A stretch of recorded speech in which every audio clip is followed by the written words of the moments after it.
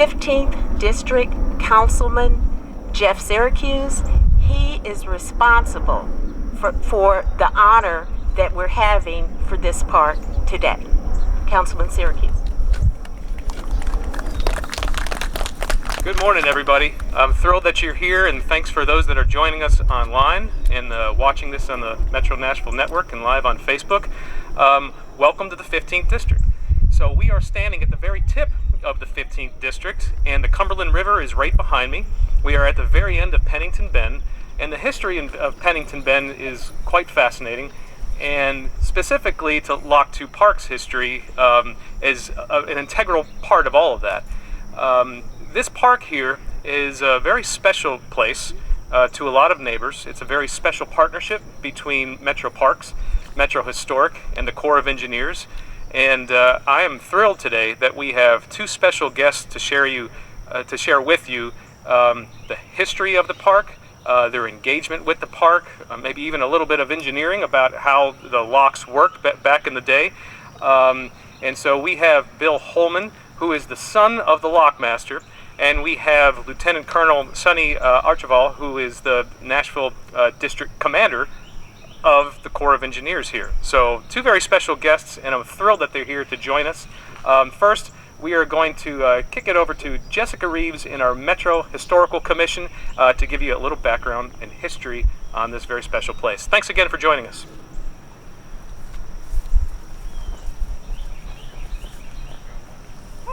Good morning, everyone. Thank you, as Councilman Syracuse said, thank you so much for joining us.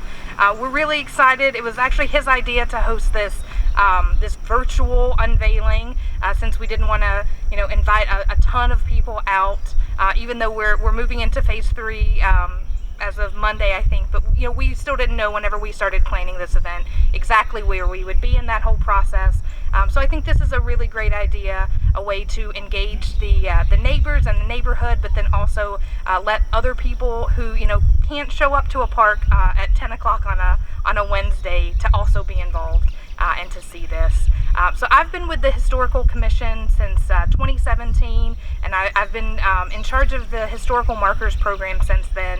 And this is definitely my favorite part of my job. It's excellent. I get to learn really, really nuanced history about a wide range of topics, things I would never ever think that I would be interested in learning about, the engineering behind the locks and dam system. I grew up about an hour east of here in Smith County and remember going to Lock 7 Park as a child. Never knew what that meant. Didn't know why it was called that or what had happened there to give it that name. Sort of similar to, I think we have Lock 1 and Lock 2 here in Nashville. Probably a lot of people just assume, that's just the name, how those old parks are. They just have names sometimes. So we're really excited. We're going to have a marker here now that explains why it was called that, what the history is behind that. And one thing that I think is really, really interesting is this partnership between the Corps of Engineers and the Parks Department actually started even before Metro started. So the Davidson County Parks started leasing this land in 1956. We didn't become Metro until the 60s. So this park, in addition to its very interesting lock history, also predates Metro, so has its own special history as well. Plus it has a pretty cool pirate ship playground, so what's not to like? So this has been a really excellent partnership between the Corps, between Parks, between the council member. Want to thank Metro Council for allocating funding back to us in 2017 to do all of these historical markers. We've been placing historic markers across the county since 1968. Usually they're privately funded, but over the past few years we've been able to do one new historic marker in each council district plus a priority list. And this is part of our priority list because this park has a local landmark significant overlay protecting it, so there's already that partnership between Parks and Historic. So this just adds to that, and we're just really thrilled to have a new marker in District 15. I want to thank Councilman Syracuse so much for his support of the Markers Program and of the Historical Commission. And now I will turn it over to the District Commander, Lieutenant Colonel Sonny Avichel, and he's going to tell you a little bit more about the very fascinating history of Lock 2 Park. Thank you.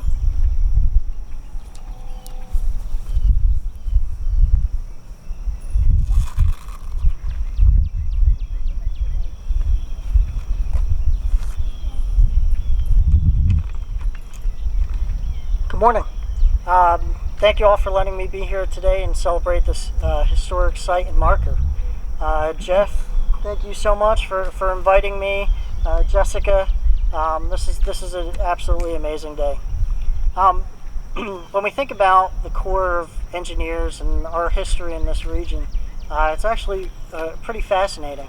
The Corps of Engineers in the Nashville district is actually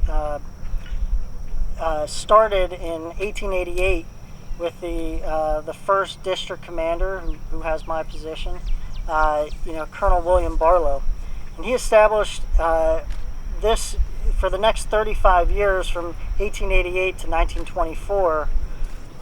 They established the Cumberland River as a future waterway, and back then you have these small craft and these ships keep getting bigger and bigger, and there's a huge desire and a need to transport goods and commerce up and down the river. And so in that master plan, they established 15 locks. All of those locks have long gone, and the river itself is much wider and deeper than anybody had originally ever thought of as ships got larger and larger. But this lock number 2 was actually completed in 1902, and actually the portions of it remain here today. So it's really amazing that the city and Metro have thought of this lock and being able to preserve it, because it's not only an important part of this local county and area here, but it's a part of the Corps of Engineers.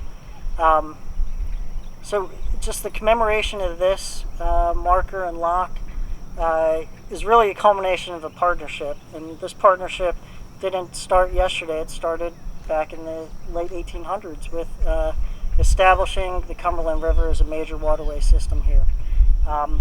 Federal, state, and local levels have been working together for the last 150 years to make projects like this happen. So it's really important that we look at that and we understand where we've come from and where we work and how we can work together in the future. For this marker in particular, the Corps worked continuously with Mayors Carl Dean, Megan Berry, David Briley, John Cooper, Metro Council members, Metropolitan Historic Zoning Commission, Metropolitan Historical Commission, Metro Parks and Recreation. It has not been a one agency or a one-person show. It has really been teamwork and partnership. Like the projects of the last 100 years, the Corps is excited and humbled to be part of this historic landscape and to be part of this region. We'll continue to work in partnership with our communities and find ways to celebrate our past and prepare for our future. So the motto of the Corps of Engineers is Essayons, means let us try, and our call sign is Building Strong. So with that, Essayons and Building Strong. Thank you.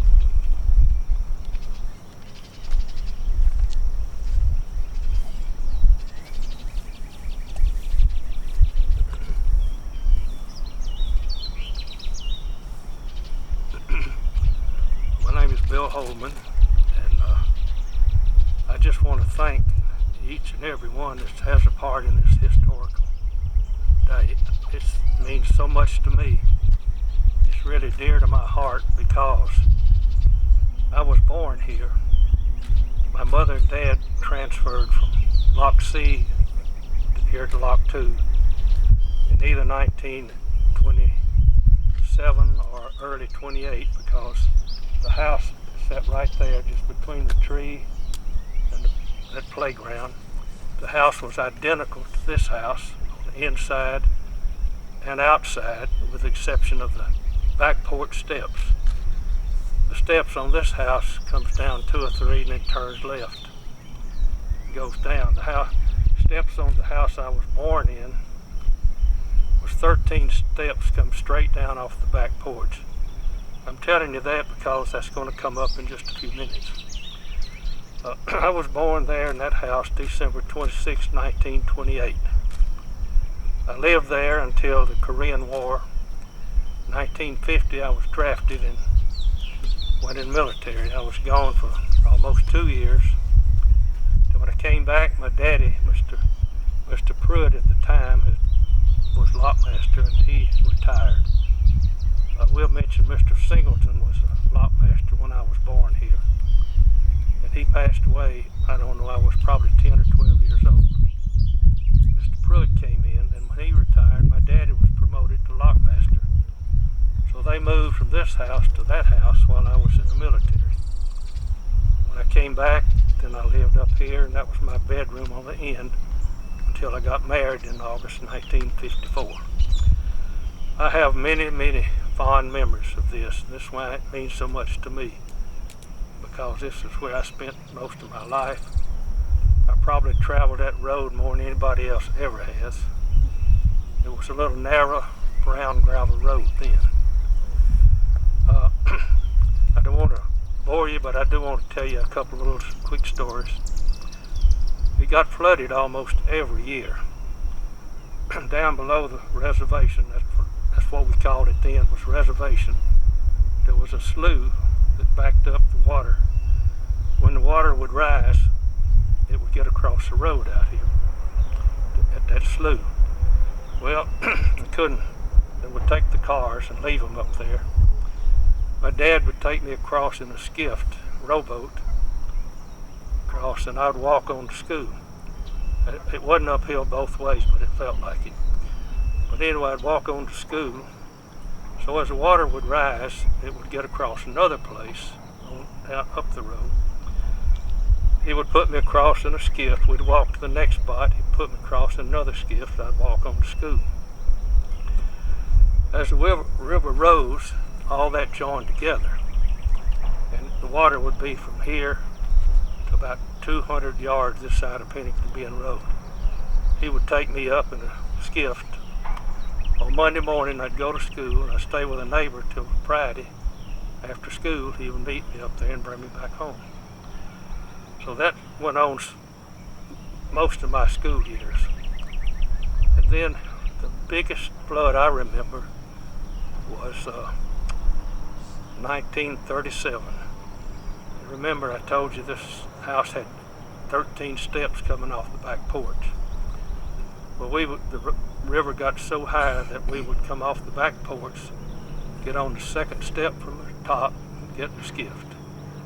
Then we'd go up to Pennington Bend Road. That was a lot of water. Most every year, the reservation would get covered. It would back up here first, and then it would come over the bank. But that was some fond memories of those days. Another little story I want to tell you right quick, and then I'll close. I have a lot I could tell you. But during the war, my brother was born in 1940 in this house. He was born in the hospital, but he was living here. During the war, they had to put a gate up out here and lock the gate. We could not have any company at all unless you worked here or lived here.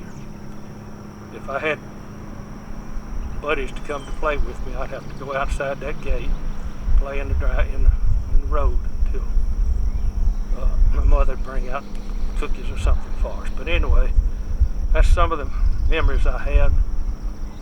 And this was a place of gathering on Saturdays and Sunday afternoons. People in Bend just thought this was the greatest place, which it was.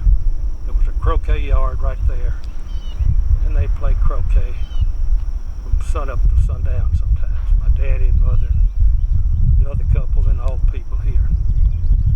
But I don't want to go on because I don't want to get emotional, because I might do that. Talking some other things I could tell you about this place, and I have fond memories. Couldn't have a better parents, couldn't have a better place to grow up. And it means so much to me. And I do thank you all again for doing this.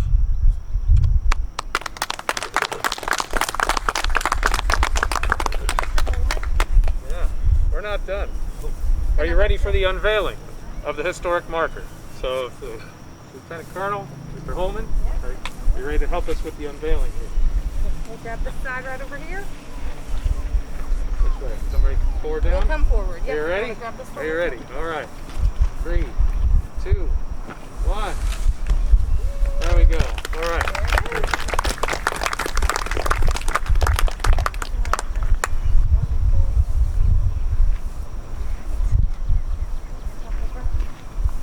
Well, that concludes our program, everyone. Oh, sorry. We'll stick around, get some photos of everybody up here if anyone else wants to take photographs of the marker.